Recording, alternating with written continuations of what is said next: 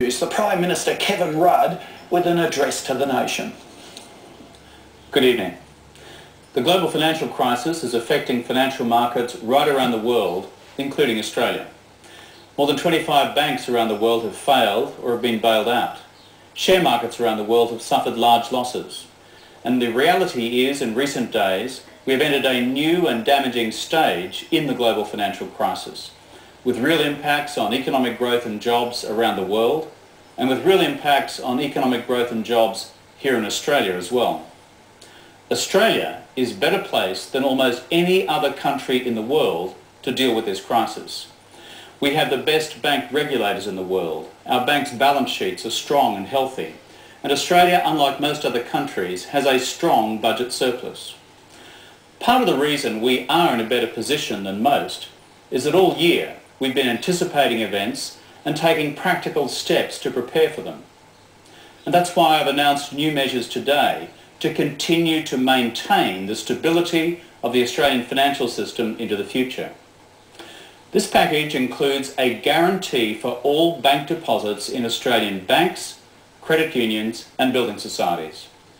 The government has been working for the last several months on the details of its financial claims scheme for depositors, because depositors haven't had one before. We've decided to bring in this scheme to cover all depositors and all deposits without cap, because I don't want to see unnecessary anxiety out there in the Australian community as ordinary Australians watch the bad news unfold on their television screens from overseas each night. I also want to put our banking arrangements on the same footing as those which now apply in many other countries.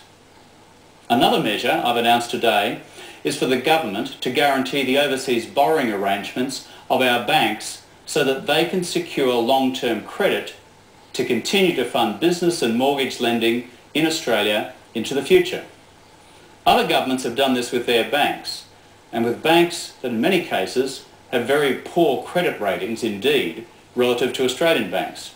And I don't want to put our banks at a disadvantage for the future.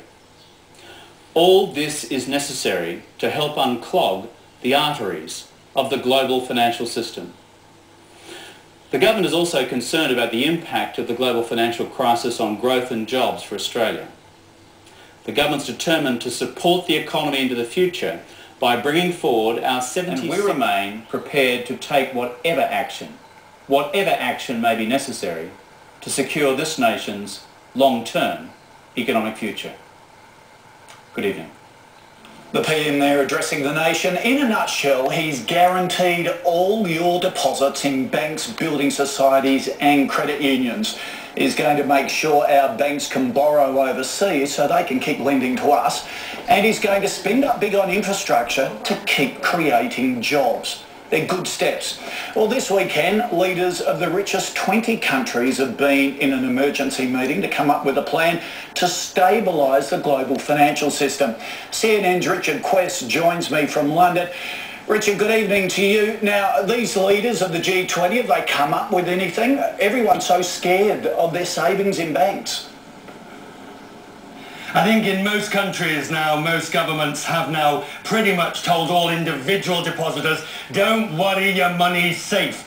But at this point, Koshi, we're not really worried about individual savers. It's the health of the whole system that people are really concerned about. The head of the IMF, Dominic Strauss-Kahn, said just a short while ago, he said that the world has been brought to the brink of systemic collapse. Now, when you hear those sort of words, systemic collapse, that is why Kevin Rudd has just announced such measures as guaranteeing deposits, increased liquidity, vast fiscal stimulus, because, Koshi, we have moved into a new area and a new era in the financial markets. Okay, it's one of worry, it's one of despair. What about these other leaders, though? Realise, as your Prime Minister said, this is a case of a rolling national security crisis. And now, only now, 12 months after people like you and I have been banging on about this, are we having G7s, G20s, IMFs and addresses to the nations. Okay, so just quickly, will this settle markets down next week?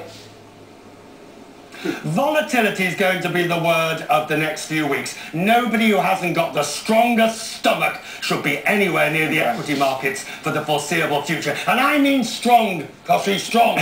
Okay, Richard, we'll check back with you a little later in the program. Speaking of the share market, our share market has been absolutely smashed, down 16% last week, 8% on Friday alone. It was absolute carnage. And remember, your superannuation nest egg is invested in shares, so every working Australian was hit. Chris Reason has a look now at an extraordinary week and the damage it's done to your retirement dream. There are now no two ways about it. We're all not just witness to history, many of us will be victims of it too. Today was panic, this week was panic. Certainly greater than 1990s recession, hopefully not as bad as the Great Depression. Here at home, our worst week since the '87 crash. In the US, stock market falls that haven't been seen since the Great Depression, down